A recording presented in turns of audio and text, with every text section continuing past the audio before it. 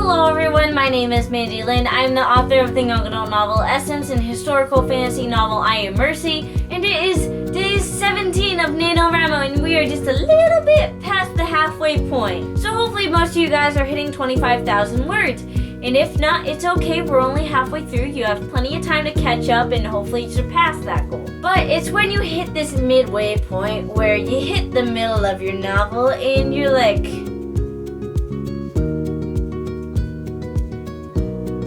you don't know what you're writing about. Like, you're at one point and you know what's happening right here, and you know how you want the novel to end, but it's like there's this mysterious place in between where you don't know what's going on. So today we're going to be talking about that. And this is actually part of one of the workshops I do at local libraries about writing a novel. And this particular section is called mid-book syndrome. So mid-book syndrome is something I diagnose you all with if you are watching this video, because that means you either have like writer's block or you're just clueless and you don't know what you're doing, and you know what you're doing because you wrote the first half of the novel, but you just don't know how to write the middle part and maybe even the second half of the novel. So mid-book syndrome is basically when you stare at a blank Word document and you see that little blinking cursor and you don't know what to do about it. Obviously, you know words are supposed to go on the Word document, but you just don't know how to accomplish that. Now, I have two different cures for mid-book syndrome. The first thing to the cure is to just kind of sit back and let yourself relax a little bit. Like, don't freak out. If you stop writing, you're not gonna stop writing forever. Just give yourself maybe a day or a few hours to just sit back and just not think about writing your story for once.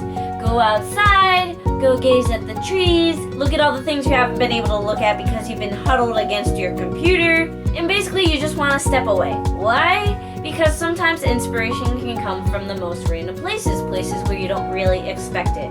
So in order to do that, you must get yourself away from the stressful situation, go to a non-stressful situation. You never know, maybe when you go on a nature walk, all of a sudden that writer's block will go away and you'll be like, I have an idea, I know what I want to write. And in that case, you want to write it down in like a notebook or something, so when you go home and to actually write it into your manuscript, you don't forget. So another thing I want to discuss is how writer's block isn't actually a thing. Writer's block is just when you give up on yourself and you kind of sort of get lazy and you just let the term writer's block get to you. So all of a sudden you say, oh my god, I have writer's block. You're not gonna write anymore if you tell yourself that. So instead of giving into writer's block, you just want to keep writing.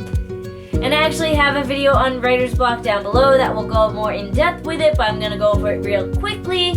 So make sure you check out that video after you're done watching this one. But basically, the real actual cure to mid-book syndrome is to just sit down and write.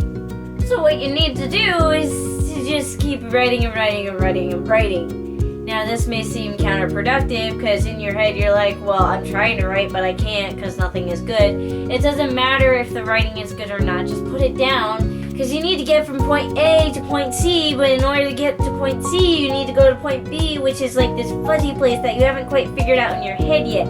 And the only way to get there is to write it. And you can rewrite it later. That's the beauty of draft 2. You can take those bad writing spots and fix them. Now, of course, if you properly outlined, you maybe won't have this mid-book syndrome thing we're talking about.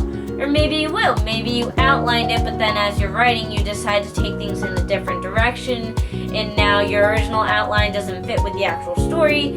It's all okay. We all get mid-book syndrome. It's alright. The only thing you have to keep in mind is to be able to get past it, and the only way to get past it is to keep writing. So tell that little voice in your head that's telling you everything you're writing is bad to shut up and just go with the flow. Anyways, I hope that helped you guys today. If you have any advice for everyone else, let me know in the comments down below. Make sure you tell me your word count, give this video a thumbs up, and subscribe. Thank you for watching.